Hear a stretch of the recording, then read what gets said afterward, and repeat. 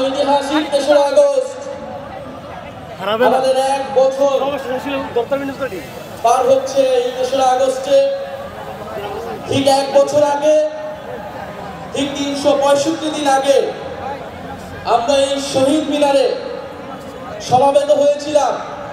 আপনাদের সহ বাংলাদেশের মানুষ, এই ঢাকা শহরের মানুষ নেমে এসেছিল এই শহীদ মিনারে। এই শহীদ মিনার থেকে আমরা ঘোষণা করেছিলাম ফ্যাসিবাদী ব্যবস্থা বিলোপে সেই ঐতিহাসিক ১ দফা। এই ঐতিহাসিক ১ দফা কোনো ব্যক্তির পক্ষ থেকে নয়, কোনো দলের পক্ষ থেকে নয়, কোনো সংগঠনের পক্ষ থেকে ঘোষণা করা হয় নাই। সেই দিন ১ দফা ঘোষণা করা হয়েছিল বাংলাদেশের জনগণের পক্ষ থেকে, বাংলাদেশের অভ্যুত্থানকারী ছাত্র জনতার পক্ষ থেকে। ১ দফার প্রকৃত ঘোষক হলেন বাংলাদেশের জনগণ, বাংলাদেশের অভ্যুত্থানকারী ছাত্র জনতা এবং আমাদের শহীদ ভাই ও বোনেরা। আমাদের এই ১ দফা ঘোষণার একটা ঐতিহাসিক প্রেক্ষাপট ছিল।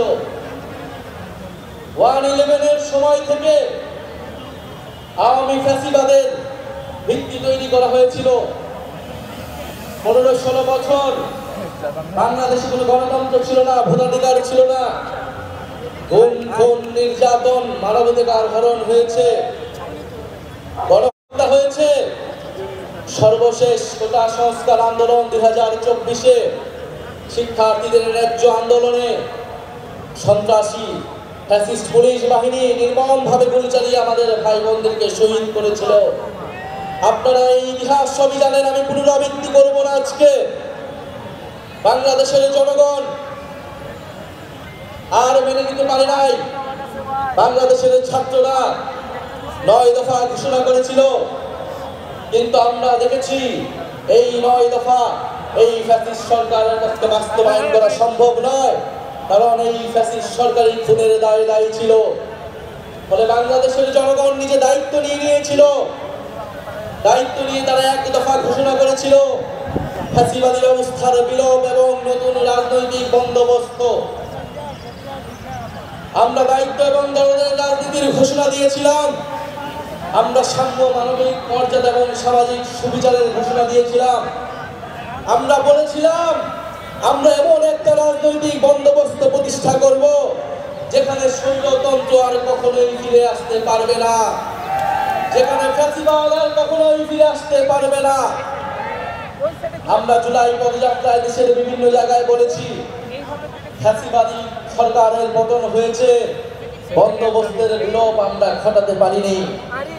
আজকে ১ বছর পরে এসে আমরা আমাদের সেই সীমাবদ্ধতার কথা, আমাদের ব্যর্থতার কথাও আপনাদেরকে বলতে এসেছি।